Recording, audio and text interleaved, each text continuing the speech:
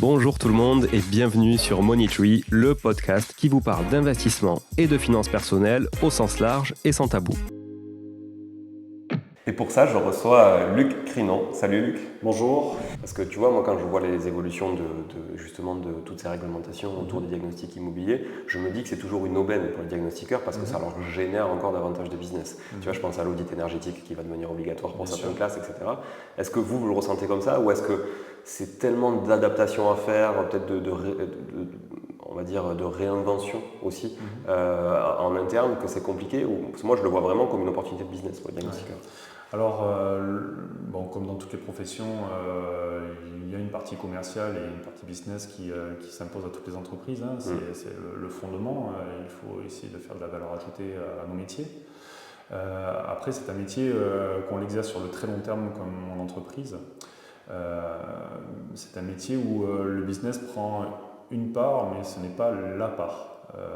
Effectivement, on a un environnement métier très technique, très juridique, avec une société qui évolue, avec des sujets qui évoluent.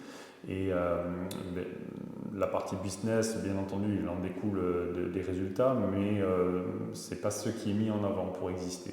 Si on fait que du business avec ce métier, ça ne fonctionne pas. Voilà.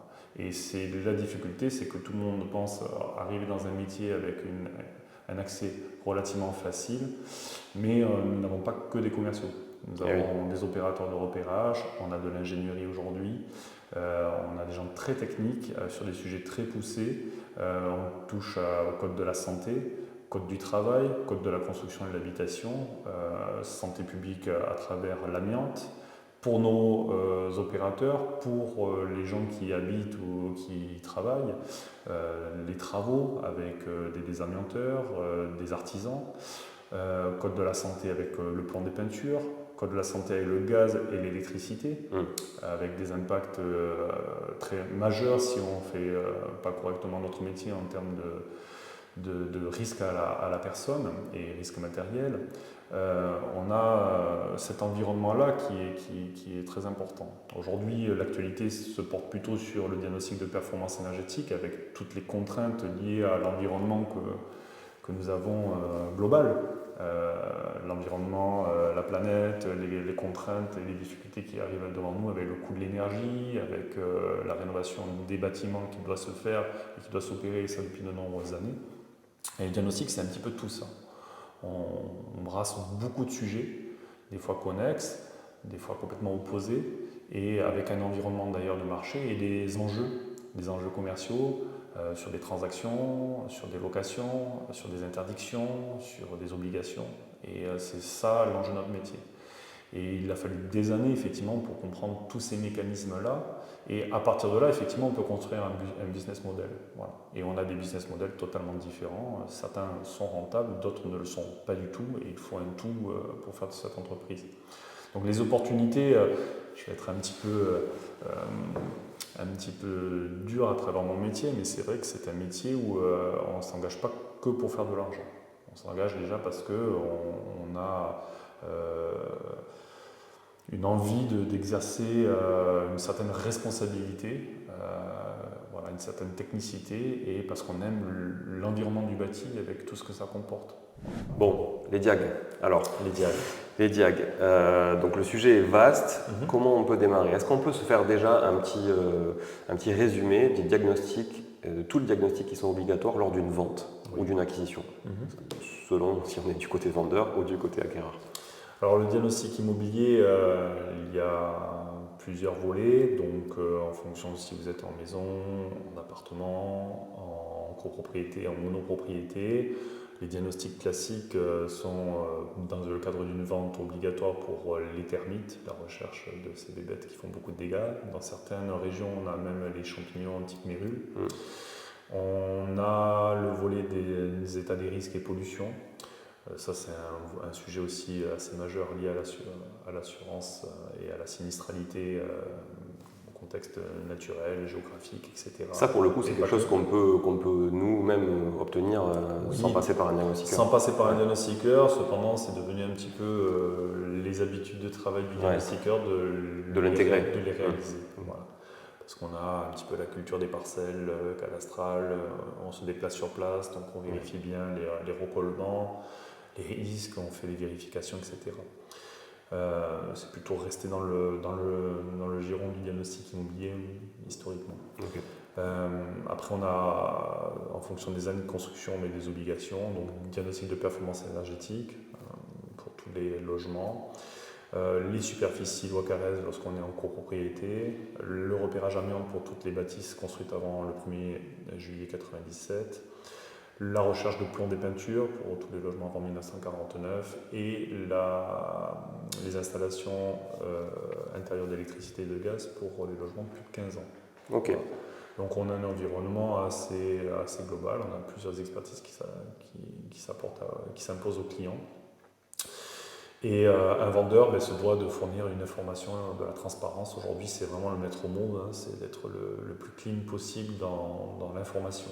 Voilà, quelles que soient les pathologies, quelles que soient les anomalies qu'on peut rencontrer, il faut pouvoir donner un éclaircissement aux acheteurs. Un autre sujet qui fait peur aussi, dont le nom fait peur, c'est l'amiante. C'est pas un petit sujet. Voilà. Et je comprends que ça puisse faire ouais. peur. C'est thermite, amiante, ça fait peur. Tu vois, DPE, ça fait moins peur pour le coup, tu vois, comme ça a d'autres impacts. Voilà, ça a d'autres impacts, mais c'est moins sanitaire. C'est moins sanitaire. Donc, sur l'amiante, alors, combien de temps c'est valable un diagnostic amiante? Alors, les durées de validité, c'est un grand sujet dans l'amiante. En fait, il n'y a pas de durée de validité. Okay. Le repérage amiante, il y a un cadre juridique avec des diagnostics qui sont faits pour les besoins, un diagnostic vente, un diagnostic DAPP qui est pour de la location sur un certain nombre de matériaux à contrôler. On a des diagnostics techniques amiante pour les immeubles en copropriété, pour les parties collectives et communes. Et après, on a des diagnostics amiante avant travaux lorsqu'on entreprend des travaux à titre individuel, professionnel. Voilà, le repérage amiante avant travaux ou le diagnostic amiante avant travaux, ou le diagnostic démolition. Okay. Et donc, en fonction du cadre réglementaire dans lequel on intervient, on a une limite d'inspection. Dans le cadre d'une vente, le sujet qui nous intéresse, on est limité à la fois dans les listes. Il existe 3 listes de matériaux, liste A, liste B, liste C. Nous sommes limités à la liste A et la liste B. Pour les distinguer, elles sont écrites dans les réglementations. La liste A, ce sont les matériaux non liés, qu'on appelle les friables. Il en existe 3, calorifugage, faux plafond et flocage. Et après, la liste B, c'est une liste qui comporte tous les matériaux fibres et ciment, les plaques ondulées, les conduites, les descentes d'eau pluviale, les menuiseries amiante. On va y retrouver également tout ce qui va être les dalles de sol qui pouvaient être amiantées et également tout ce qui va être les revêtements bitumineux et enduites à locher. Comprendre de l'amiante. Et après, on a une liste dans la C qui est dédiée à l'amiante avant travaux et démolition. C'est tout type de matériaux, la liste est très étendue. Et on va retrouver des matériaux que l'on ne soupçonnerait pas. Mâchoire de frein d'ascenseur, colle de carrelage ou colle défaillance, etc. Joints de tresse dans des portes coupe-feu. Et j'en passe, et des meilleurs, parce qu'on a eu des peintures, des joints calicot, de bandes de plâtre.